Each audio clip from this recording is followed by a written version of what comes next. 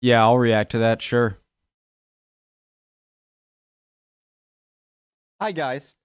Okay, let's go. Original link to the video, top of the description, right below that, link to the Discord. All right. Tom Scott videos. The thumbnail had like a cool suit of armor spacesuit, but maybe was I imagining things? I don't know. Let's go. Tom Scott, amazing channel. I said all the things, right? Let's go. First video of the day. I'm slow. Pressure, so your blood doesn't start boiling. A spacesuit has to do three things. It has to maintain pressure, so your blood doesn't start boiling in the vacuum of space. It has to provide oxygen, so you can breathe, and it has to protect against the environment, extreme heat, extreme cold, and direct sunlight. This won't do any of those. It's just a replica of that one. That's the actual Sokol spacesuit that Tim Peake, the most recent British astronaut, used in space. The folks here at the National Space Centre wouldn't let me try on a real one, which is fair enough. Versions of that suit have been protecting astronauts since the 1970s. And there are variants still used today. It's not designed for hours-long spacewalks. It's basically an emergency personal lifeboat for if the ship you're travelling on springs a leak. And it provides those three things: pressure, oxygen, environmental protection. Now, a couple of months ago, I had a video where an AI tried to suggest stories and titles that I could cover. And one of the things it came up with was the long-forgotten history of the British moon landings. Not strictly true, of course. We never actually got there. But one of the team here got in touch, and it turns out that in the 1940s, 15 years before Kennedy said that America chose to go to the moon, the British Interplanetary Society did have similar plans, including our own spacesuit. The BIS was set. Oh, what was I gonna ask? Oh, so you can use them in like in a pool, and it won't get into, and no water will get into your suit, right? Because if water can get in, then it's not pressurized. Am I right there? Set up in 1930. I've definitely seen people in pools training in astronaut suits in a video. Including our own spacesuit. The BIS was set up in 1933 by a man called Phil Cleater, and he had this plan. He wanted to get together with like-minded individuals who were interested in spaceflight and what the possible future of spaceflight might be. Rocket technology was suddenly moving forward in a way that actually spaceflight was something tangible and might well be realistic. The BIS weren't seriously expecting to launch a mission to the moon on their own, but they did want to say, hey, we think this is possible, and we think Britain should do it. And one of their number, illustrator Ralph Smith, drew up plans for a spacesuit. So we have an exhibition here at the National Space Centre that focuses on the space race, and people tend to think about America and the Soviet Union, and we wanted to tell something of what Britain was up to at the same time. As we were planning for our exhibition, we were leafing through a research document and looking at the history of the BIS, and immediately this picture jumped out of somebody wearing this incredible looking spacesuit that they'd designed, and immediately we just said, we have to make this. It looks wonderful, but no one ever built it. Until a few years ago. So I get a call, That's what I saw. And where do you start? You've got two drawings, basically. Rather than just say, well, I'll make a replica, a facsimile of it, I thought, let's look at the materials that were available at the time. Cotton and rubber, much like a modern spacesuit, is made out of beta fabric and a rubber pressure layer inside. And the pressures inside it can't expand out any further. It can't balloon out. He would have an oxygen supply in his backpack there, so he's being fed this oxygen supply going through, past his face, down through the suit and recycling back into the backpack again for expulsion in the way just like an Apollo suit did. Here you've got what we call the convolutes, and they're to give a bit of movement, range of motion, at the arm.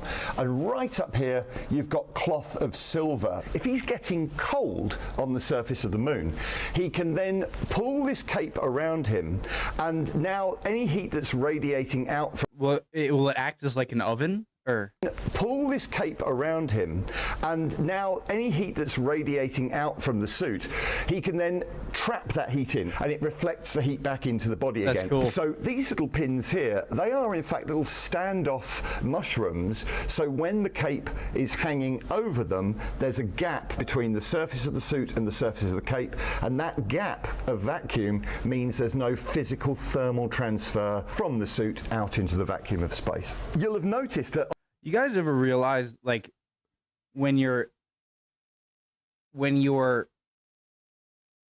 like when it's like a when you're in bed or like on a couch with a blanket, and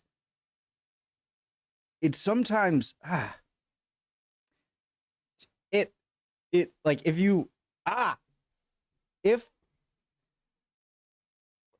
like when the blanket is right up against, why is it so hard for me to explain this? When the blanket is right up against your skin, it's almost like it's less warm than when the blanket was. Never mind. All right.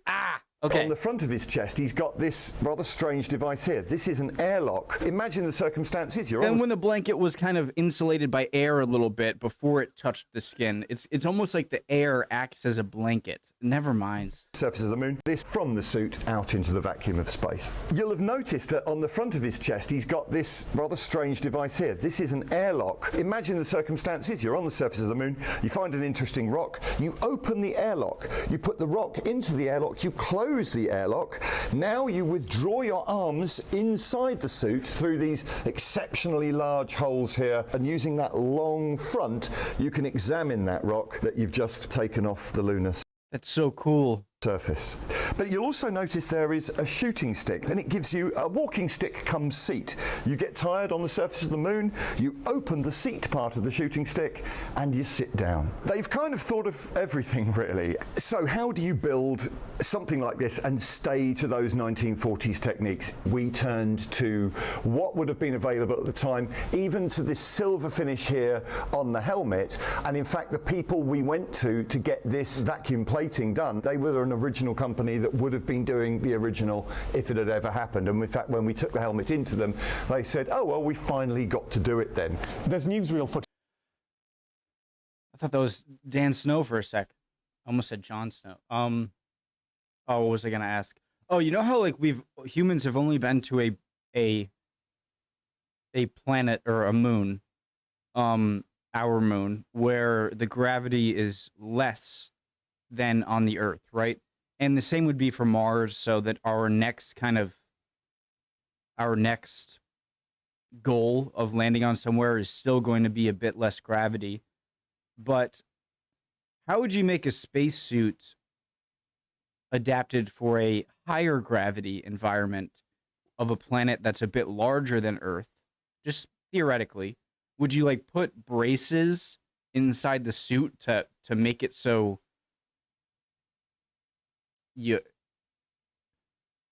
and like when they came back, would their bones be more dense?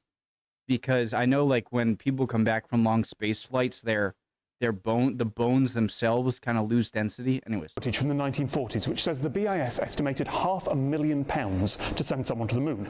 In today's money, that's about 20 million. The Apollo program roughly cost the US government 10,000 times that. It's safe to say that the BIS's plans were optimistic. So how well would the British spacesuit have held up against an actual trip to the moon? We're pretty sure this would be the Mark 1. If this had ever really walked on the moon, this would have been the Mark 8, the Mark 9. Remember, on the moon, you only have to pressurize up if you're breathing pure oxygen to about 4. What's 10,000 times 20 million? 200 billion? 1.5 pounds per square inch. This easily would have been capable of taking that pressure, but it just would have been pretty immobile. You simply can't lift your arms up very high because of the nature of this deep shoulder means that the arm just can't rise up. I think the BIS were very serious about going to the moon. They had nowhere near as much information as NASA would have had in the 1950s and 60s about the realities of spaceflight and particularly the challenges of getting to the moon. But certainly these weren't crazy people just throwing around ideas. There was lots of really talented people. They were just nowhere near as complex in terms of the materials that they had, but they weren't available to them at the time. So who knows, had they have had the time and the money to develop the sort of space age materials that went into some of those later suits, more time to practice and actually do some practical experiments, then who knows, quite possibly. Thank you so much to everyone at the National Space Centre. Along with the spacesuits, they've got rockets and satellites and an actual piece of the moon. You can find out more about them at the link in the description. I mean, it's probably a good thing that the real ones are made to measure, because All right, let's do another one. I love Tom Scott videos. I could watch so many of these. I fly with birds. You can too. Sure. It's early morning at an aerodrome in southern France. Some of the videos I make on this channel I need to do huge amounts of research for. I need to make sure the script is right, fact check every single word. And sometimes it's more about the experience, because there is a man called Christian who flies microlight aircraft alongside some birds. Allons-y! Microlight? Alors au départ, je n'étais pas pilote de quoi que ce soit. J'ai toujours été passionné par les oiseaux, mais il y a une trentaine d'années, j'ai lu un article sur la disparition d'une espèce dans la nature, l'oie naine à front blanc. Je me suis dit, si moi j'arrive à guider de nouvelles générations d'oies naines à front blanc sur un nouvel itinéraire, je vais pouvoir commencer à les réintroduire dans la nature, parce qu'elles avaient été exterminées par les abus de la chasse là où elles passaient l'hiver autour de la mer Noire et la mer Caspienne. Elles se reproduisaient en Scandinavie et passaient l'hiver autour de la mer Noire.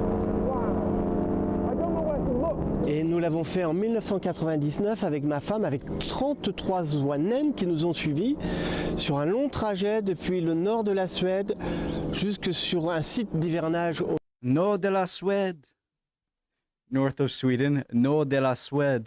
un long trajet depuis le nord de la Suède jusque sur un site d'hivernage au bord du Rhin en Allemagne, où les oiseaux ont mémorisé avec nous ce nouveau trajet. Et dès le printemps suivant, après un hivernage en Allemagne, ils sont retournés seuls sur la réserve qu'ils avaient quittée, donc ça avait bien fonctionné.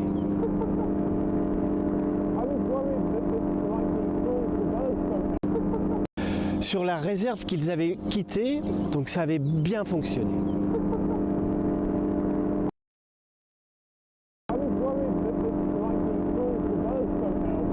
Birds are fascinating. I just know when I'm older, I'm going to be that super old guy just looking at birds.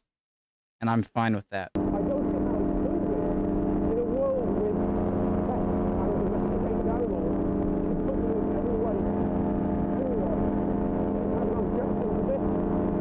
Comment est-ce qu'on arrive à voler avec des oiseaux, avec un ULM? Il faut pouvoir élever les jeunes oiseaux, mettre les œufs en incubateur, avoir des couples qui se reproduisent ici et élever les jeunes comme le feraient leurs parents. C'est le phénomène d'imprégnation, to imprint. Parce que depuis la naissance, au sortir de l'œuf, nous sommes en présence avec les oiseaux. Dès ce moment-là, ils nous considèrent comme le parent. Donc tous les ans, j'élève des oiseaux comme si j'étais leurs parents et ils me suivent naturellement en vol comme si j'étais leurs parents. On passe beaucoup de temps dans la nature avec eux. On me I want to read, but I also want to look. comme le parent. Donc tous les ans, j'élève So every year I raise birds as if I were the parent, des oiseaux comme si j'étais leurs parents et and they naturally follow me in flight as if I were their parent. ils me suivent naturellement en vol comme si j'étais leurs parents. On passe beaucoup de temps dans la nature avec eux, on dort avec eux. Je me baigne ici dans cette mare avec ces petites oies quand elles sont toutes jeunes. Et il faut les habituer au son de ma voix. Les oiseaux reconnaissent très très bien les traits du visage. Il faut les habituer au bruit du moteur très tôt et à la silhouette de l'ULM. J'ai obtenu des certificats pour pouvoir élever ces oiseaux. C'est des espèces protégées. N'importe qui ne peut pas les élever. Et pour pouvoir également voler avec elles, il faut des certificats particuliers. So they're literally seeing him as like, oh, daddy's flying with us. They're not just some random birds.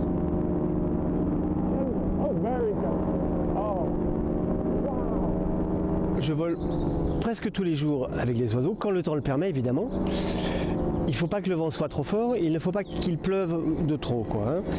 Ces oiseaux ont besoin de voler pour rester musclés, parce que si je les abandonne pendant quelques semaines, eh ben, faut tout recommencer après, parce qu'il faut les remuscler. Quand on a des animaux de compagnie, ben, on promène son chien le matin, le soir, pour qu'il dépense de l'énergie. Et chez les oiseaux, c'est pareil. Donc ils ont du plaisir à voler avec moi, mais comme j'ai tellement d'expérience, j'ai des milliers d'heures de vol avec les oiseaux, il n'y a jamais d'accident. Je pourrais éventuellement perdre des oiseaux si je ne savais pas observer mes oiseaux, pouvoir savoir quand un oiseau est fatigué, et du fait qu'elles sont grégaires, ces espèces, il y a toute une gamme de vocalises qu'elles expriment, et j'ai appris à reconnaître tous ces sons, ce qui me permet d'anticiper aussi ce qui va se passer en vol. Je dirais, pour simplifier les choses, que c'est pas moi qui enseigne à ces oiseaux à voler avec moi. Ce sont ces oiseaux, depuis 27 ans que je vole avec eux, qui m'ont enseigné comment bien voler avec eux. Mais ces oiseaux me suivent en vol, c'est pas moi qui les suis. Mais sous le vent, je les laisse devant la machine pour pouvoir mieux les contrôler, je les observe, mais ils épousent tous les mouvements de la machine. Ils se placent devant ou derrière ou sur le côté, mais c'est la machine qu'ils suivent et la personne qui pilote la machine. Si on est deux ULM à voler ensemble, l'autre pilote a élevé aussi ces oiseaux, ils le connaissent très très bien. Et selon la technique de pilotage, on peut s'échanger les oiseaux en vol. Les vols pour la conservation des espèces, ça ne concerne pour le moment qu'une espèce, l'ouanane à front blanc. Et parallèlement à cela, eh bien, je propose des vols avec les touristes pour pouvoir collecter de l'argent pour financer mes différents projets. C'est des vols qui durent que 35 à 40 minutes, mais lors d'une migration, c'est vraiment un long voyage qu'on fait sur des milliers de kilomètres. Je vole 4 heures en général, c'est très éprouvant parce que je vole avec beaucoup d'oiseaux, des groupes qui font une trentaine d'oiseaux. Il faut être très très concentré. Le vol. Did he explain how? No. How does he get like through airspace without like? Does he have to have a radio or something? Avec un passager, c'est plus un vol de loisirs. Hein. On a beaucoup de plaisir en vol et nous avons des gens du monde entier qui viennent voler avec nos oiseaux. Dans la même matinée, j'ai parfois 5 ou 6 nationalités différentes. Il y a parfois des personnes handicapées qui ont du mal à se mouvoir dans leur corps et qui volent comme les oiseaux avec les oiseaux. Et puis il n'y a jamais deux vols. That's pretty awesome. Sometimes there are people with disabilities who have difficulty moving their bodies Corps et qui volent and who fly like birds with birds. comme les oiseaux avec les oiseaux. Et puis il n'y a jamais deux vols semblables.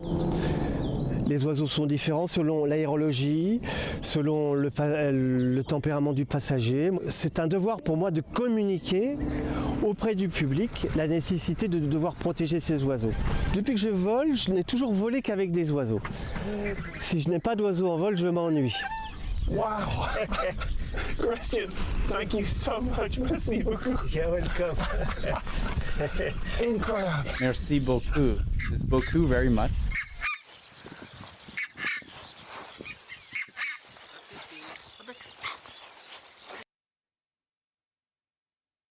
The wind's coming from behind me. Cool video. Cool videos. I love Tom Scott's videos. His channel, awesome. Hope you guys are doing well. Hope you enjoyed that. And I will see you guys next time, all right? It's my first videos of the day, so getting started. Bye, guys.